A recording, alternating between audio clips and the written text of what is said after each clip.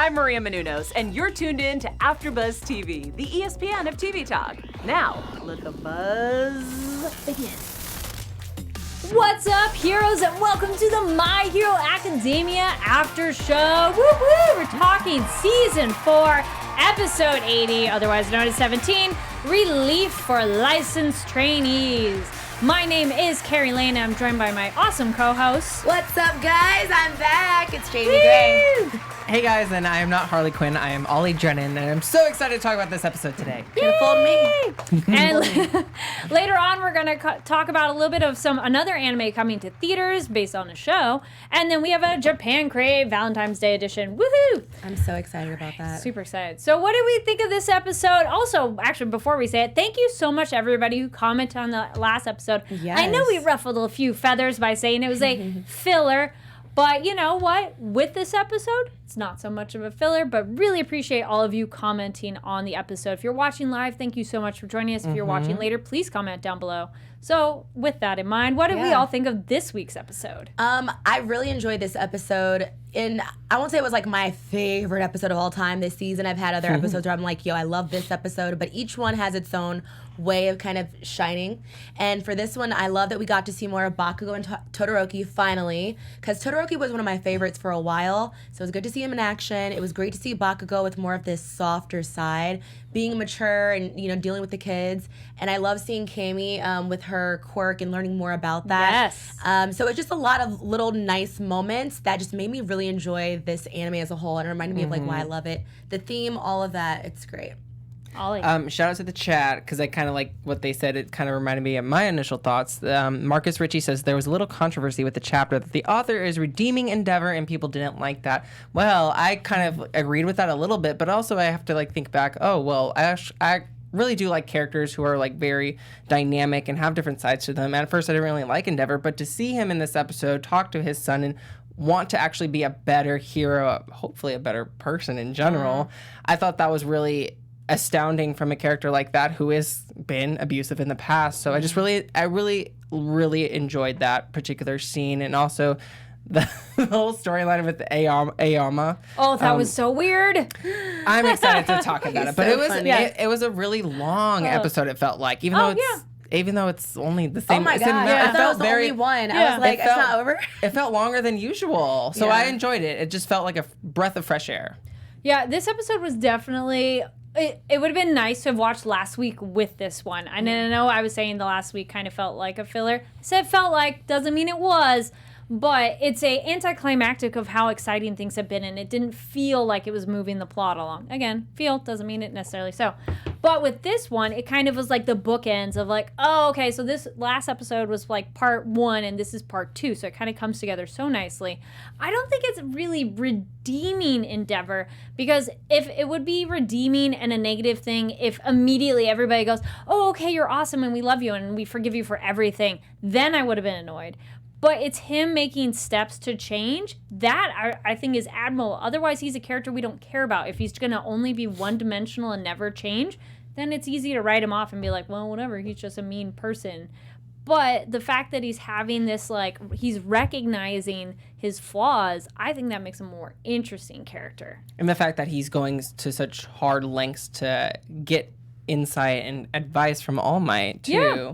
Because All Might obviously is no longer number 1. So I think I think he's just feeling a lot of pressure kind of being number 1 finally. And he did really, now that he's at the top, you know, I think a lot of people strive to be at the top, but really when they get there, they realize, oh, wow, I still have so much progress to make. Yeah.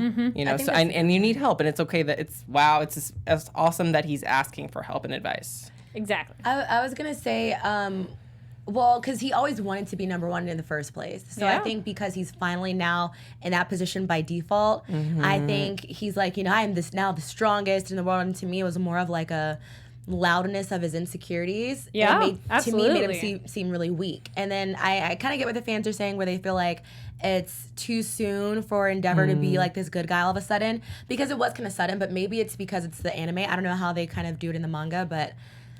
Yeah. I think it wasn't too sudden, because again, it's not like he instantly is a nice character that we'd be like, yeah, let's go hang out. And also Todoroki's not like accepting him Right. immediately. He has the suspicion, which is 100% believable and understandable. But he has that nugget of, oh, maybe he's going to change. And not that he should be forgiven for his past, that of all the things he's done, but this is steps toward progress. So I was like, all right, that's cool. I like that they're doing that. Okay, so Bakugo with the kids was super fun. A moment that came up was interesting. What did we all think about it? And again, we're only talking about the show, so please no spoilers. You all do an amazing job about not getting ahead. It talked about Quirk, singularity, doomsday theory. Do we feel this is a important piece of information or kind of quick? So the idea that as the next generations keep being born and all the quirks are intermingling, they'll start becoming people that have uncontrollable quirks. Well, we're already seeing that with a character like Eri, so it's funny that they brought that up. Someone who and granted, she's a young little child, but I think that is very interesting. I wonder if she's kind of not a catalyst, but she was kind of foreshadowing to possible future storyline and arc dealing with that. I feel like that's so far ahead, though. I feel like it's starting, but they still need to, like you said, it's going to be like a more further generation thing. But it's really interesting that was brought up when we had Kari. When we had Kari in the show, when we had Eri introduced a little while back. Yeah. Then we get also, Ollie, you talked about this a little bit last week of the kids, of like how to approach them. In this episode, they have the moment that the kids were all surprised when the trainee heroes were not scared of them. Because the kids were so used to being pushovers to everybody. So to someone to stand their ground, they were like, they're not scared of us. They all got their little teardrop of like, uh-oh. Yeah. What do you guys think of that moment? I mean, for me, just knowing Todoroki and Bakugo, it's like, why would they be scared of them? And also, it's like we see their quirks, but we're still learning their potential while this whole battle's going on. So it was just kind of like, yep. Mm-hmm. I like the kids having. I thought maybe they needed more opportunities to let their powers go all out and fight, be able to fight someone, because otherwise, how do they learn how to use them? Exactly. You know, but and then yes, we touched upon Camie. So glamour and illusions. Oh my gosh, when she does the like super shoujo Todoroki and Bakugo. Yes, Glamour-oki. Glamour-oki. Oh. I was here for it. And the little girls are like, oh my goodness. I like glamour Bakugo though. Yeah. Personally, that was my. I'm like Todoroki, great. Glamour Bakugo. Mm-hmm. Oh hi. Yes. But it's so nice to see her power, which actually makes more sense of why she was taken, because that's a similar-ish vibe to Toga. Exactly. Of like, okay, change your appearance, like we wouldn't be so surprised. But I want to know what she can do with it more. And the fact that it's funny that she was also abducted and whatnot, because she is someone who is, I feel like they kind of sleep on her a little bit. Yeah. I get that sense. She's a little airheaded, air quotes, no pun intended. Yeah. But so basically she's underestimated, so I feel like that's another reason why she was targeted by Toga. Well, and then we got Dragon Videos in the chat kind of points out the other thing about her powers. So the Aurora was amazing, and the slide was beautiful. cute. So it's not just her physical sense of self. It could be everything. And I thought that was so beautiful and a great way to interact with kids of like, oh, we're in this space, but we could make it somewhere else. And I also there was something that I read in the subtitles because I watched it subbed, and something along the lines of she's not allowed to use it, or she doesn't use it to like a, what was it? She's prohibited from using it for abusing it. Yeah, there you go.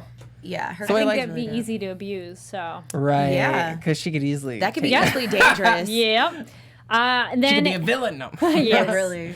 Well, that was when we get the idea of the wow and cool factor, and that's the way to win against the kids, because if they beat them, then the kids are like, oh, we lost, but like, let's shift how we can use their powers. And one of the kids even is like, oh my gosh, we could do that with our quirks.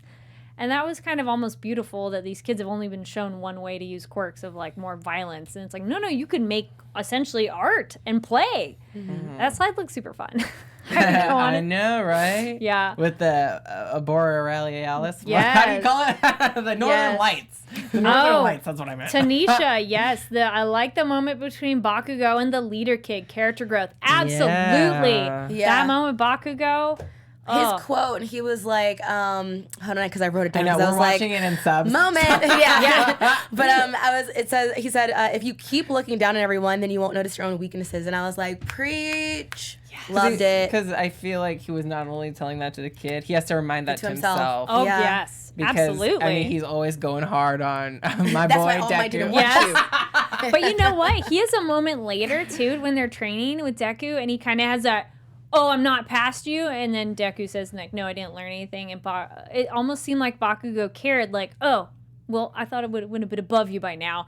And it was his kind of, like, his way of encouraging. And okay, this is definitely a little bit out there, but anybody else, I had not thought of Bakugo being a tsundere kind of character, but he super is in this episode. So the kind of character that's like, well, I don't care if you're here, but since you are, I guess I'll hang out with you. Kind of that like hard to get, and because normally it's on a female character, but he is totally that vibe. I don't know if anybody else felt that, but I thought it was hilarious. In a nutshell, he's a tease. Okay, he is. Yes, tease. he is. He's like, I'm gonna pretend I don't care, but I really care about you. He makes such a great rival for a protagonist character like Deku, for sure. Then we have, actually, there we go, Marcus Ritchie. That was honestly surprising seeing Glamour Bakugo because that wasn't in the manga.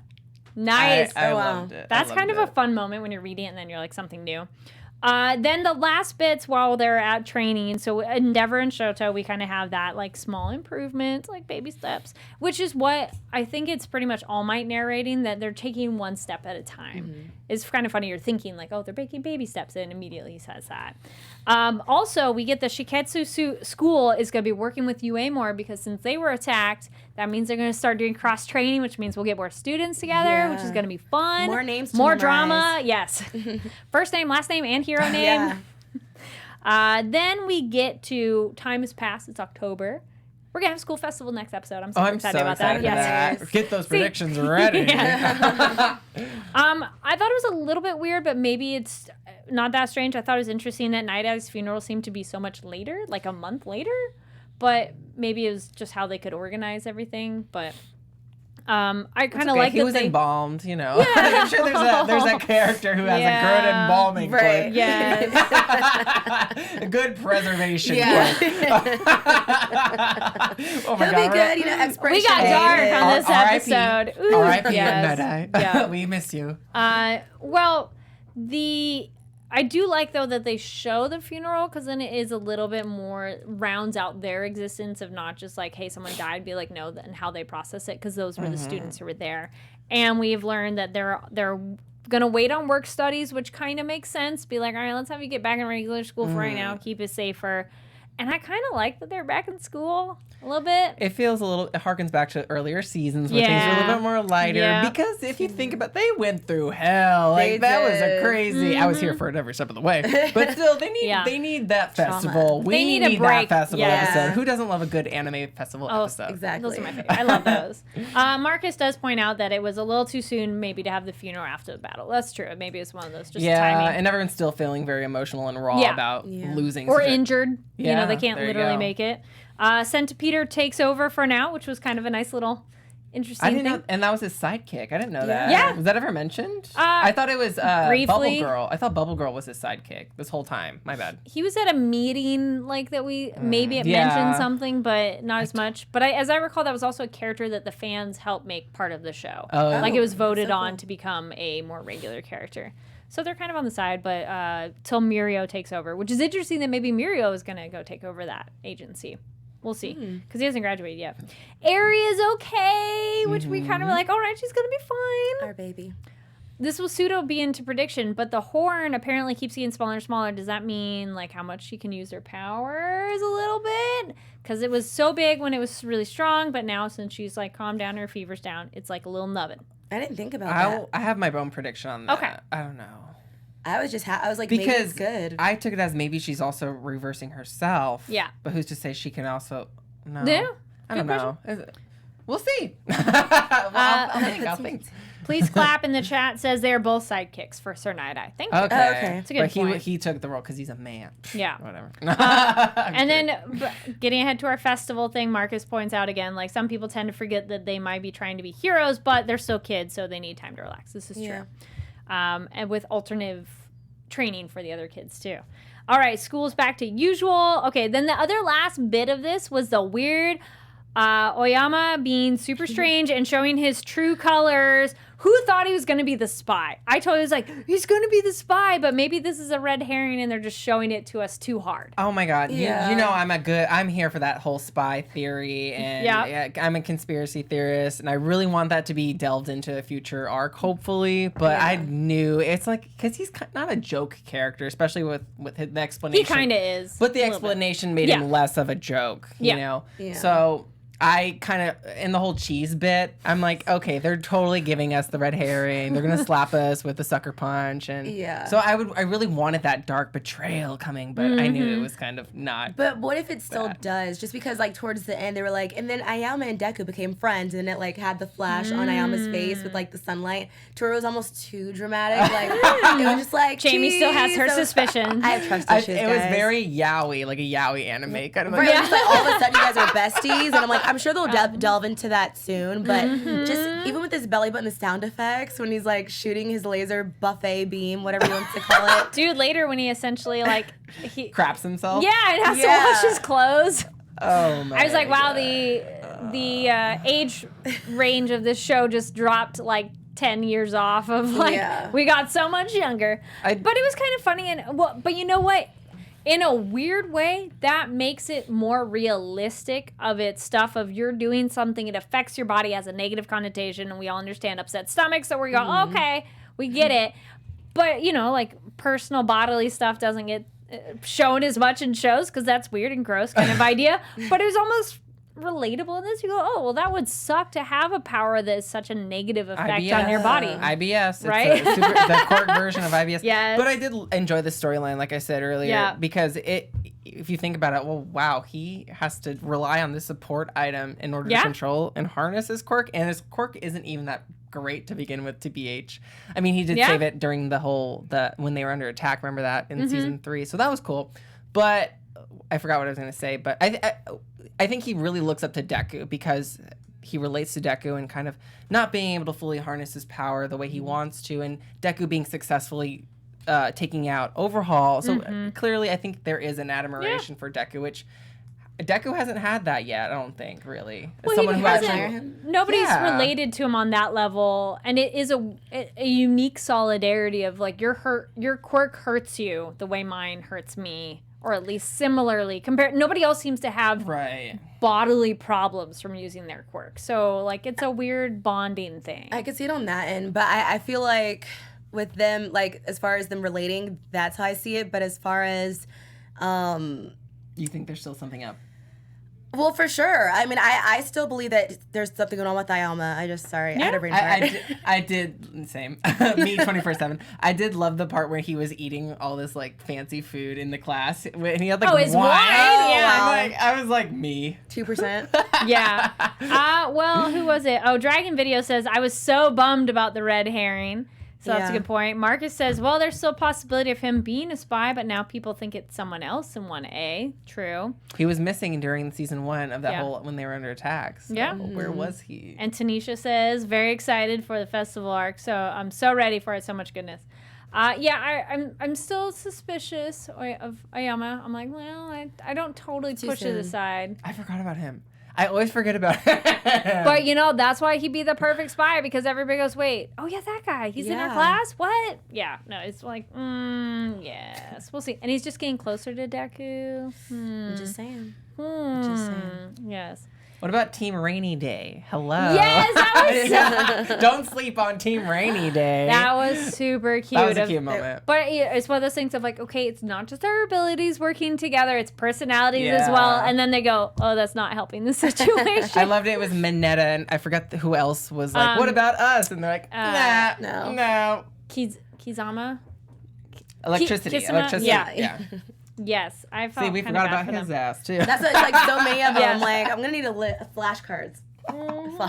We literally have not seen them in forever. Yeah, no, it was nice to see them be in class together, have jokes together as like regular kids. Was there any other moments that stood out in the episode for you all? It's like that's pretty much at the end. I think that was it. Yeah. I'm pretty sure that was it. After Endeavor, I was just like, interesting. We'll see what happens. I'm excited. I'm just so excited to see everyone at the festival. That's all. Yeah. Of course, I feel like something's going to happen. But we'll save that for predictions. So we're going to hold on to predictions, and we'll get into some news first. Let's do it. AfterBuzz TV News. Ollie has some news for us. Yes, it's super exciting because we know we love our anime films, and Funimation Films opens advanced ticket sales for Violet Evergarden Eternity and the Auto Memory Doll. Tickets are available now. You can go to FunimationFilms.com. I'm not really familiar with this anime, but it looks gorgeous. This is the first film for this anime, Violet Evergarden. Do you guys watch this? I by just chance? started it, so you can watch the series on Netflix, so you have time to watch it before the movie comes out.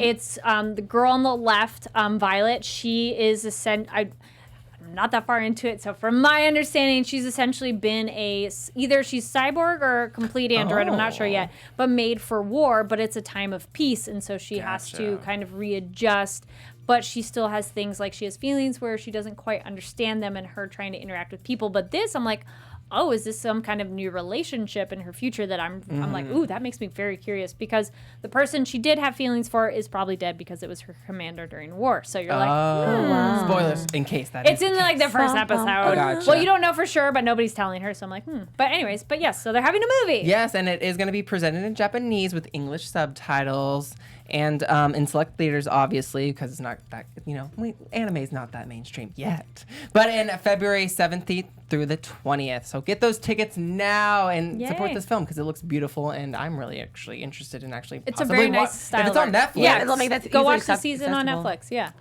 And then also, speaking of another movie, you can also get your tickets for the new My Hero Academia movie, Heroes Yes. Rising. Tanisha says, already bought tickets, bring all the friends. It's like, yes, All the absolutely, friends. bring All the everybody. friends. Also, Tanisha mentioned it's Kaminari. Thank you. That was I was like, it's K Kaminari. something, and yes, like Team Rainy Day. Yay, thank you, Ollie. So definitely go check out those tickets. My Hero's coming up soon, and some of the people here may be covering that red carpet, so stay tuned for that and our reviews of the film, which we know it's going to be good, but we'll Right. tell you how good. But yes. I don't know if I'm ready. I'm excited. Yes. All right. So before another hold on predictions, we'll do our.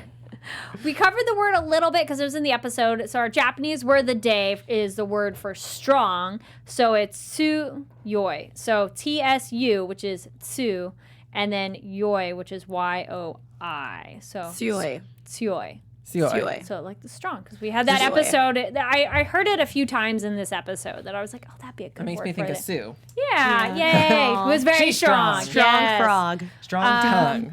Ooh, thank you. Yes. Actually, something we forgot to kind of mention, which was like a little side moment. Mount Lady is doing very well. Yeah. Ollie, you want to mention what Renji said in the chat for Renji Mount says, Lady? fun fact, Mount Lady causes so much damage, most of her paycheck goes into rebuilding. So she tries more money, she tries to more money, but still causes damage. The team up will probably help her. Oh yeah, because they didn't mention teams up. So that comes up into the episode of people teaming up, and you got to work together. So there you go. And it just makes you a better hero because you can accomplish more instead of by yourself. Give us Mount Lady backstory. Yay. Cool. Origins. All right. Then we'll do some predictions and do our our Japan Crate unboxing after that. Ooh, Great. here we go. Your AfterBuzz TV predictions. So predictions. Who was like burning with something of what you think is going down?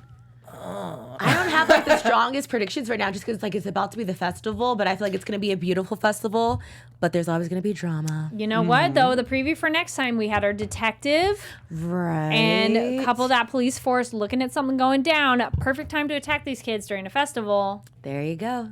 I- Beautiful The League of yet Villains. damaging. Yes, they're Maybe gonna the- sneak their way in or something. Maybe they got a new villain. They recruited a new villain because they showed a shady character in the Yeah, prediction. somebody new. Someone we don't know. Yep. We haven't seen Class B in a while, and Yes. I'm wondering when they're gonna show up. I miss them. They have really cool quirks. I wonder if they're gonna do something like interact with Class A. Mm-hmm. I think Jiro's gonna play a huge part next episode. I think Okay. she's I think definitely gonna have a way the bigger opening, role. The opening, she's in it a lot. She's in it. They're Yeah. obviously gonna be performing. I Yes. think, but I think there's gonna be some kind of ambush or attack during that, or maybe after the performance. Right. But I'm excited because I'm a Jiro stan. I love her. She's awesome. It's totally underrated character that we don't see often. I'm liking seeing more of the characters that we got to know and not really know so much before. So I'm excited. I'm hoping we get more backstory and more bonding with these characters and get the rest of the classmates to catch up with the ones who've been out in the world doing more training in the bigger scheme of things. Tanisha's like, shutting my mouth now. Yes, and please clap. Preview has me so excited for the next episode. It looks good. And last thing I'll say is that the season is kind of ending soon. So I just wonder, hopefully soonish. This is the next arc. But but I feel like it's like the last arc, right? Mm-hmm, and probably. so I For think this bit, I'm wondering if we're probably. gonna get a little bit more, a couple more origins, especially with the credits. We're seeing. That'd be nice. Did you guys peep the bunny character? I want to know more about her. She looks super cool. She looks I gotta see her. awesome. Yes. Go back and watch the credits. We're seeing some characters we haven't seen before. She looks good. She looks like a badass. Yes. Bad I want to see more Bad of these bunny. people. Because also we haven't seen as many of the heroes that look less human. Like most of them have most of the kids in the class look like regular humanoid-ish people, but I want to see more of the ones that have Less human-like more like features. Orca or something like that. Because it's like, Yeah. come on, with how many odds of you being something more animalistic? Because even Sue, it's like a little bit frog, but not so much. Bit frog. Yeah. You know, she's not like green or something. So yeah, we'll see. Some cool. Oh, Renji says Class B probably won't make their full debut until next season. Some of their quirks are pretty interesting. I can see that. We're wrapping up. Yeah, we'll see more of them. Alrighty. Thank you for that. So now let's get into our Japan Crate Valentine's Day edition. And we got a special camera set up for y'all. Yay. It's like, ooh, oh, nice. I can lift it like right next to it. Yay. So it's a Valentine's Day edition because I know we're approaching Valentine's Day. Guys, remember the color red? Yeah. With the word for it? Oh. Rojo. That's. What was it again? I don't remember. We're going to Oh, man. Kirishima. There you go. Red Riot. Aka. A-K-A. Aka. Aka. Aka? Yes. Okay, there you So go. there's your Japanese word. All right, so we'll pull open. Again, if you're new to Japan Crate and don't know anything about it, they come with these amazing pamphlets. Ooh, I love this other camera. Yay. So it breaks down everything for you, explains what it is in English because that's the Japanese writing, so you'd be a little bit confused probably. So I love that they have all of this. So this is the premium crate. You get all the things. So a big thing in here that I'm like, where is it? So I'll have Jaimi hold it up. Meh. Oh, my God. Hold that one up for me, please. So this is the Kit Kat Mini Strawberry. Enjoy traditional taste of Japan's daifuku and sweet strawberries in the latest flavor of Kit Kats. Daifuku mochi is a traditional small round ball of soft mochi stuffed with sweetened red bean paste, anko. Enjoy the harmony of fresh sweet strawberries and anko mochi in the form of Kit Kats and share them with loved ones this February. So we're going to try one too because that's what we like to do for this. Give you guys all a little bit ASMR, right? Yeah, of course. All right. So then, generally there's always a fun soda as well. Ooh, thank you. So we got our soda. Oh, they have like a little idol group. Yay. Oh, this camera, thank you so much for sending it. So the That soda looks soda, good. mixed berry Fanta. So Fanta fans. All right, we're going to give this Kit Kat a try. I think the image of the strawberry and the Smells mochi looks good. so good. You've had so many strawberry Kit Kats. I'm like, I think of the other ones, but I'm like, this looks different. So I let's definitely see. taste the red bean. Oh, yeah. Red bean paste. Very good. I like it. Because usually red bean paste it's an acquired taste. But this is very good. Has a good balance of sweet and also kind of like that tart. I agree. I think it balances it out so it's not too sweet because you know it's something super sugary and you're just like, oh, that's too much. All right. A lot of the things in this box you may have noticed. I was like, wait, yeah, you can still see them. Pinks and reds. So another fun one, strawberry. Let's open up that one. So we have condensed milk and strawberry caramel corn. Enjoy the new flavor of a JC favorite. Probably a Japanese snack known for its sweet, airy crispness and crunch. This special seasonal flavor of caramel corn, sweet Ichigo. If you guys remember that for Ooh. strawberry, Ichigo. Yeah. Thank you. And bleach. Ichigo Yes. Kurosaki. On Strawberry three. is enhanced with Renyu, also known as condensed milk, making it a perfect snack to munch on in February. Oh, I taste taste the that caramel. strawberry. Very good. That's good. Very cereal-like. I love Yes, it makes me think of like yummy cereal. it. Oh, I love that. Let me see if there's another easy one for us to open for you. Oh, and there's this cute, like a little ice cream kind of thing and a little cake. So this was a lot of nice little. So that was my elbow. So the boxes have different like big items and they're small items. Again, check that out. And if you use the code ABTV Anime, use the code AfterBuzz. Our Twitter is ABTV Anime. Use the code AfterBuzz. You can get a discount on your first premium box. So go check that out. Also, I'll put that in the description. Yeah, and you should tweet us your pictures if you do it. Tweet us your pictures, and you can even do your own ASMR. Yay! And actually, if you do it too, they might put your pictures in there. So cool. You better do it. So that's on the Japan crate. They'll put them in there. We as well. should do that. Beat that Yay. face. We need to do that. I know. Yeah. We'll send in a picture. Awesome. Yay. So thank you so much, Japan crate. I'm super excited. Early happy Valentine's Day for everybody. Yay. What's Valentine's Day? It's on Friday, you know? Oh, it is? Crazy. I forgot. Don't remind me. Slipped my mind. No, it's love for yourself. It's love for your friends, everybody, all kinds of love. And our love for anime. Come on, everybody. Yes. Overwhelmed. All right, awesome. Any other things we want to add before we wrap up? Guys, I can't wait to see you guys next week. Yeah, and I'm so excited for the movie, which is next week. No, The next week Wednesday. after next, 2 yeah. weeks. Getting out of Almost. myself. We're almost there. Yes. It's very exciting. Yeah. Awesome. Yay. Well, thank you so much for watching, listening. Please comment down below. Click that like button and subscribe so you can be up to date when we're going to have more episodes. We're here every Sunday, though, so we'll see you next week. But before we go, Ollie, where can people find you online? Hey guys, it's Ollie Drennan. Follow me on Twitter and Instagram at Ollie Dreamer. And I'm Jaimi Gray. You can find me on Twitter at It's Jaimi Gray or on Instagram at Jaimi Gray, Jaimi. And my name is Kari Lane. You can find me online at Kari D Lane. That's KaridLane. And make sure to follow us on Twitter at ABTV Anime. We post other press releases about anime coming out to theaters, manga releases, figure releases. Also, if you're a Sword Art Online fan, there is a link for that. We're covering the current season. We're going to have voice actors on that. So make sure to watch if you're watching the current season of Alicization.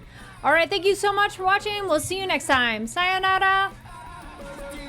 Our founder, Keven Undergaro, and me, Maria Menounos, would like to thank you for tuning in to AfterBuzz TV.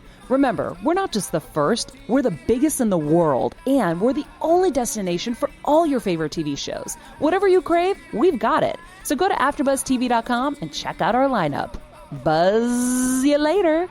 The views expressed herein are those of the hosts only and do not necessarily reflect the views of AfterBuzz TV or its owners or principals.